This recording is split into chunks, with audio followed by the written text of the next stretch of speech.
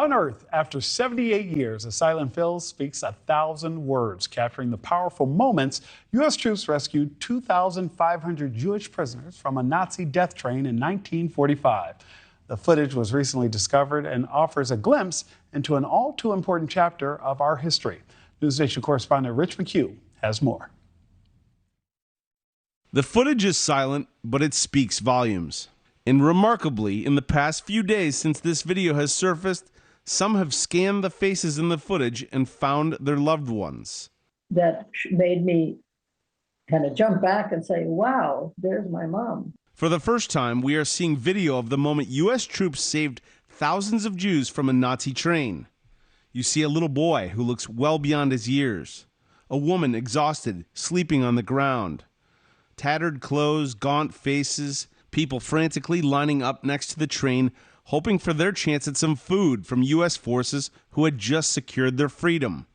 Some are waving to the cameraman. Written on one of the train cars, 3 cheers for the U.S. It was April 1945, and while the Farsleben train rescue had been captured in pictures like this, a mother and daughter newly freed from their captors, this is the first time video of the incident has been found, uncovered after 78 years.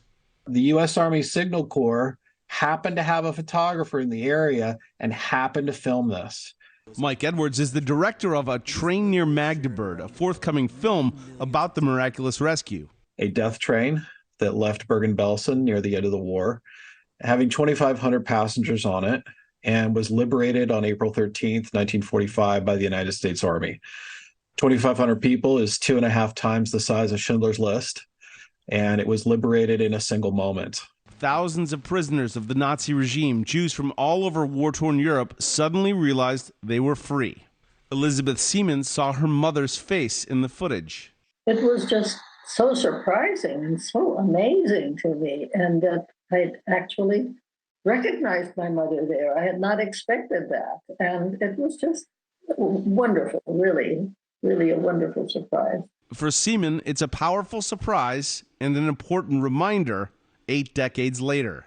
People do need to remember the atrocities that occurred there, not with any sense of vengeance or revenge or hatefulness or anything like that, but to do the best they can to relate well to others, people who are different from themselves, and to care about humanity one-on-one and encounter everyone with a sense of love and good expectations. Nazi trains, if you look at photographs of trains in the Holocaust, most of them, if not all of them, lead to death.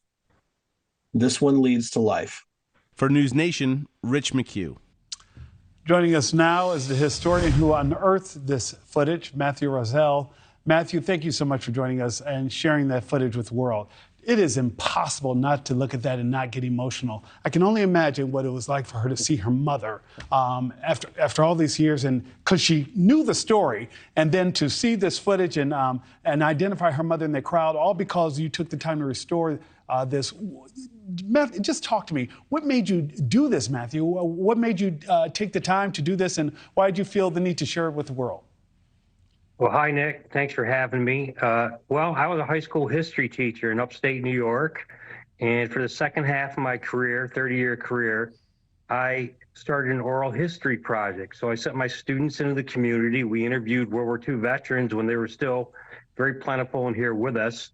And in July 2001, I sat down with an 80-year-old retired New York State Supreme Court justice who had been a tank commander fighting after Normandy, after D-Day, through the Battle of the Bulge, and then finally up crossing the Rhine River into Nazi Germany. They were going 18 hours a day. So I sat down, we talked for 2 hours, and I was about to shut the camera off, and his daughter said, "Dad, did you tell Mr. Rozell about that train?" And he thought for a minute. He said, "No, I didn't." And he said it was a beautiful April day. Well, me and another tank, we were called out of the tank column April 13th, 1945. We were on our way to fight a final battle at the city of Magdeburg, and we had these civilians in the way, and they were in distress. So he and another tank commander, the other tank commander had pictures. They actually liberated the train. So he told me the story. We put it on our school website. It sat there for 4 years, not much action, the pictures, the stories.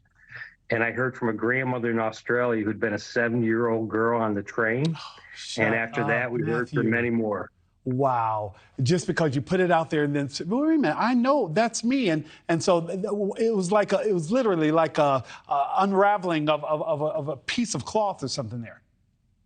Yeah, it just went on and on. For the next 15 years, we heard from almost 300 survivors. Many of them were children. There were a lot of families on this train. And you can see from the photographs and now this footage, they were distressed. And these American GIs stepped up and they helped and they literally saved the day. Matthew, have you spoken with anyone in the video or their family members since you uncovered it? And what have they told you directly?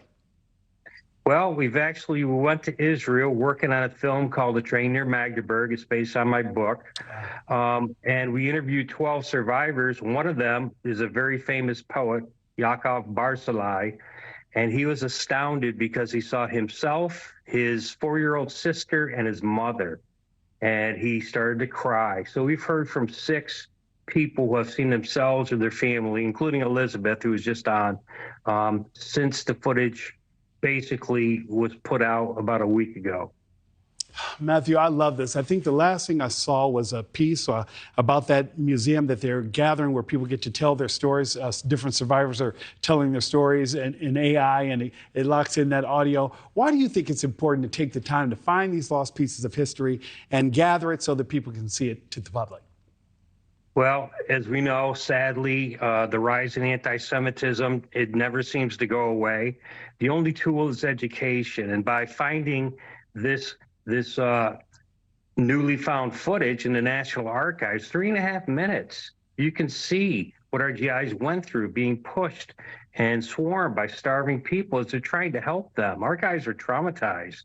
So Americans need to know, they need to take pride in what these American soldiers did. They didn't have to stop, they didn't have to rescue, but they wound up healing the world. And by bringing these people together 70 plus years later, it's just an amazing story. And we have a film that's coming out on ITV Studios next year, 4-part miniseries, A Train Near Magdeburg. And it's going to tell this very powerful story that resonates with us today. We cannot forget. But first, we have to learn about the horrors of the Holocaust and what our American soldiers went through.